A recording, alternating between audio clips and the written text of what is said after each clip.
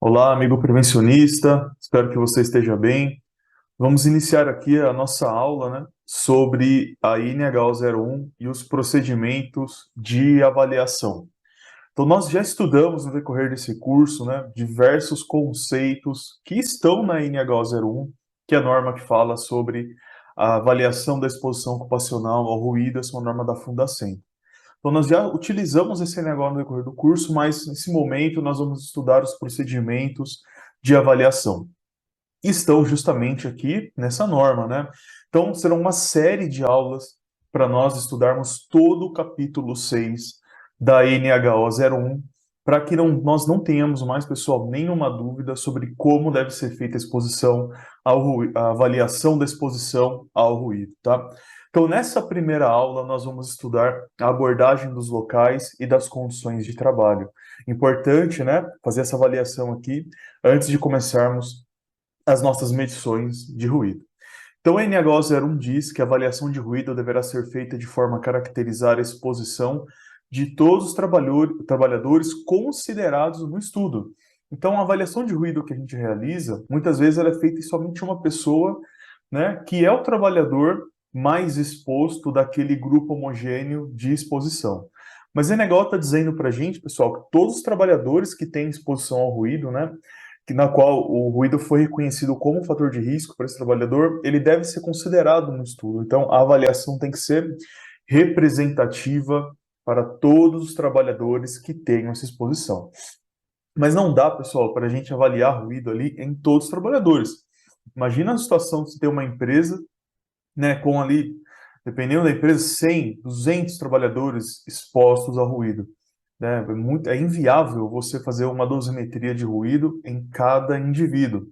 Então, para que a gente consiga ter uma avaliação representativa para todo esse grupo de trabalhadores, a gente pode usar o recurso, né? Fazer uma avaliação para um grupo homogêneo. Então, a NHO 01 diz: identificando-se grupos de trabalhadores que apresentem iguais características de exposição, que são os grupos homogêneos, não precisarão ser avaliados todos os trabalhadores.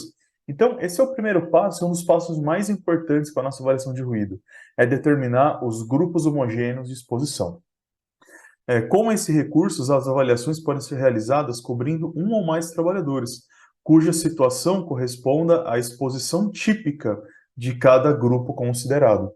Então, dividindo os trabalhadores que estão expostos aos mesmos riscos, né, a gente consegue fazer uma avaliação em um ou mais trabalhadores e se vai considerar o resultado para todo aquele grupo, considerando que essa pessoa avaliada tem uma exposição típica, uma exposição normal e que seja representativa aos demais.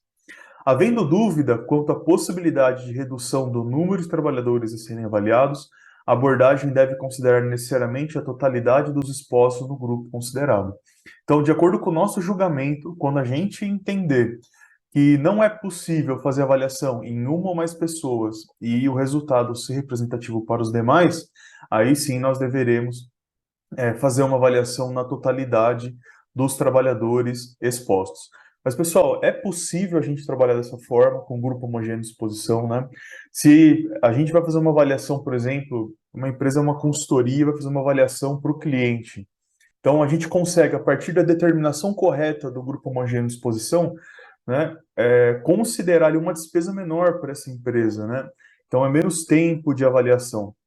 Se o profissional que vai realizar essa avaliação está dentro do SESMIT, a gente consegue, com a determinação do grupo homogêneo de exposição, ter mais celeridade no momento de fazer uma avaliação da exposição ao ruído. Então, vale a pena, né, realizar uma boa análise preliminar de perigos e riscos para conseguir fazer a caracterização correta dos grupos homogêneos de exposição e, a partir disso, escolher aqueles trabalhadores que possivelmente estão mais expostos, estão mais próximos da fonte, né? Então, são esses trabalhadores que serão avaliados e terão resultado considerado para todo o grupo. O conjunto de medições deve ser representativo das condições reais de exposição ocupacional do grupo de trabalhadores objeto do estudo, como nós já falamos. Desta forma, a avaliação deve cobrir todas as condições operacionais e ambientais habituais que envolvem trabalhadores no exercício de suas funções. Então, esse trabalhador que nós escolhemos ali para ser avaliado, né, ele tem que realizar uma atividade como se fosse um dia normal, uma atividade habitual dele, né? Então a gente não pode, por exemplo, pegar um trabalhador por considerá-lo ali representativo para o grupo, mas que tenha uma exposição maior que os demais. Então, se você escolhe um trabalhador, né, que tem uma exposição diferente dos outros, ele vai ter um resultado ali. E esse resultado, para os demais, pode majorar o risco de todo o grupo. Então, às vezes, pessoal, dentro da determinação de um grupo, de um GHE, de um grupo homogêneo de exposição, nós vamos identificar durante a avaliação que nós temos ali mais de um grupo. Então, a gente vai precisar dividir aqueles trabalhadores em grupos diferentes, porque o resultado das avaliações está mostrando isso. Então, eu estou, às vezes, avaliando um trabalhador que tem uma exposição maior que os demais. Então, você pode dividir. E apesar de a gente chamar de grupo, né, tem algumas situações dentro de GHEs que a gente pode ter uma pessoa ali sozinha dentro de um GHE. Apesar de chamar de grupo, né, mas a exposição dele é muito diferente dos demais. Então, é melhor separar. Caso contrário, eu vou majorar o risco dos outros, né? E isso pode gerar uma série de impactos, como passivos trabalhistas.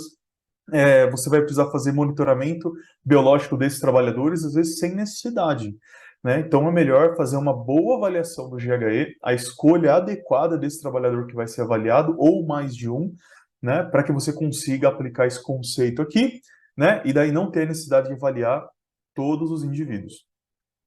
Para que as medições sejam representativas da exposição de toda a jornada de trabalho, é importante que o período de amostragem seja adequadamente escolhido. Se for identificado ciclos de exposição repetitivos durante a jornada, a amostragem deverá incluir um número suficiente de ciclos. Muito bem, quanto tempo eu tenho que avaliar? Não existe uma determinação de tempo, pessoal, aqui na NH 01. O ideal é sempre fazer uma avaliação durante toda a jornada de trabalho, né? Então, se a jornada é de 8 horas, o ideal seria fazer uma audiodosimetria de 8 horas, né? Mas o tempo tem que ser... A NH 01 não determina o tempo, desde que o tempo de medição seja representativo. Por exemplo, se eu tenho um trabalhador que realiza ali durante o dia dele 10 ciclos de trabalho, 10 ciclos de mesma exposição. Eu não preciso avaliar os 10 ciclos. Você pode avaliar um ciclo e depois projetar essa dose para o restante do dia, né? Mas o que é importante aqui, pessoal, é determinar exatamente a atividade desse trabalhador e os ciclos de trabalho dele. Então, essa avaliação que antecede a medição, ela é extremamente importante, para que você tenha certeza de que essa medição que você fez, essa audiodosimetria, mesmo não contemplando a jornada completa, ela é representativa para toda a exposição. Então, pode fazer uma dosimetria de 1 hora de duração? Pode. Você vai pegar ali um ciclo, por exemplo, de 1 hora. Os demais são iguais? É a mesma exposição? Então, no seu julgamento profissional, você tem que ter certeza disso. Agora, se for na mesma exposição, maravilha, essa 1 hora é representativa para a jornada toda. Agora, se você tem dúvida, aí o ideal é fazer uma medição durante toda a jornada de trabalho. Na IOSH, ela coloca que a gente tem que avaliar de 70% a 80% da jornada de trabalho, né? Então, aí entra aquelas medições de ruído por 6 horas, que seria 75% de uma jornada de 8 horas. Então, é daí que vem as 6 horas, 75% da jornada de 8 horas. É do Manual de Métodos de Amostragem, da Estratégia de Amostragem na IOSH. Então, é possível fazer uma avaliação por 6 horas ser representativa? Sim, desde que o ciclo do trabalho realizado nas 2 horas não amostradas sejam semelhantes àquele período amostrado. Aí dá para você fazer uma projeção da dose também, para aquele período. Mas, pessoal, o que a gente tem que ficar atento aqui? Não existe um tempo mínimo, vocês estão vendo aqui na NHO, para fazer uma avaliação. O que a gente precisa fazer é determinar exatamente os ciclos de trabalho, né? E como diz aqui, a amostragem deve cobrir um número maior de ciclos, caso esses não sejam regulares ou apresentem níveis de grande variação de valores. Então a gente determina o ciclo e faz uma avaliação representativa naqueles ciclos de trabalho. Então esse período amostrado não é determinado. Veja que o nosso julgamento, a nossa avaliação qualitativa prévia à medição, ela é extremamente importante. Então, no decorrer da jornada diária, quando o trabalhador executar 2 ou mais rotinas independentes de trabalho, a avaliação da exposição ocupacional poderá ser feita avaliando-se separadamente as condições de exposição em cada uma das rotinas, determinando-se a exposição ocupacional diária pela composição dos dados obtidos. Então, se o trabalhador tem mais de uma exposições diferentes, realiza ciclos de trabalhos em locais diferentes, você vai precisar fazer a dosimetria nos dois locais, tá? Para considerar ali no resultado final. Havendo dúvidas quanto à representatividade da amostragem, essa deverá envolver necessariamente toda a jornada de trabalho, né, como nós já comentamos aqui com vocês, ok? Os procedimentos de avaliação devem interferir o mínimo possível nas condições ambientais e operacionais características da condição de trabalho em estudo, né? Então, quando você faz uma dosimetria, a gente não pode, né, orientar o trabalhador a não utilizar algum recurso, né, a não entrar em uma área. Então, quando o trabalhador está com audiodosímetro, ele tem que realizar a atividade habitual dele. A gente não pode interferir de nenhuma forma, né, as características normais de trabalho, na condição normal de trabalho. Condições de exposição não rotineiras decorrentes de operações ou procedimentos de trabalho previsíveis, mas não habituais, tais como manutenções preventivas, né? Ou às vezes a gente tem ali uma máquina um equipamento que é utilizado poucas vezes durante, né, um mês ali, e ele vai usar justamente naquele período de avaliação. Então, como a gente trata isso? Elas devem ser avaliadas e interpretadas isoladamente, considerando-se a sua contribuição na dose diária ou no nível de exposição. Então, pessoal, se você tem um equipamento, uma máquina que vai trabalhar, ou uma atividade do trabalhador que pode majorar o resultado dessa medição, né, mas não é habitual, o ideal é separar essa atividade. Então, faz a dosimetria numa condição habitual, mas você vai reconhecer que existe uma exposição maior, né, em um determinado período, então faz uma avaliação separada justamente para você entender, né, o agravamento do resultado da dose de ruído com o uso daquele equipamento, né, daquela atividade que é realizada. Isso vale quando o ruído aumenta, mas quando diminui também. Então você tem alguns períodos ali que a máquina é desligada para uma manutenção, né? Você não vai ter uma determinada atividade, uma operação mais próxima ali da fonte. Então não é habitual isso acontecer. Não, talvez não seja o dia para fazer uma dosimetria de ruído, porque você sempre tem que buscar fazer numa condição habitual. Se você identificar situações não habituais, faça as avaliações nessas condições, mas trate separadamente. Lembre-se que a gente está avaliando aqui uma condição habitual e o resultado dessa medição ela vai ser considerada para todo um grupo de trabalhadores.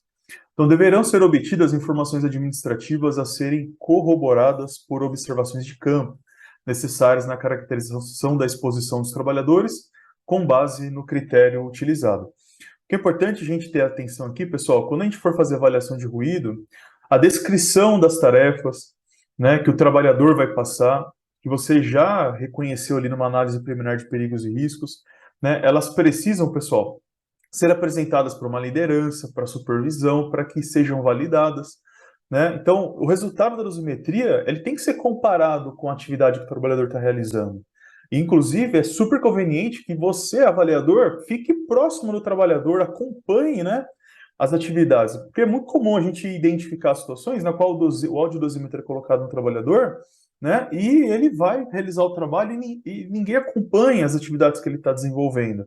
Inclusive, ele pode desenvolver atividades não habituais durante aquele período de medição e você não vai conseguir identificar isso.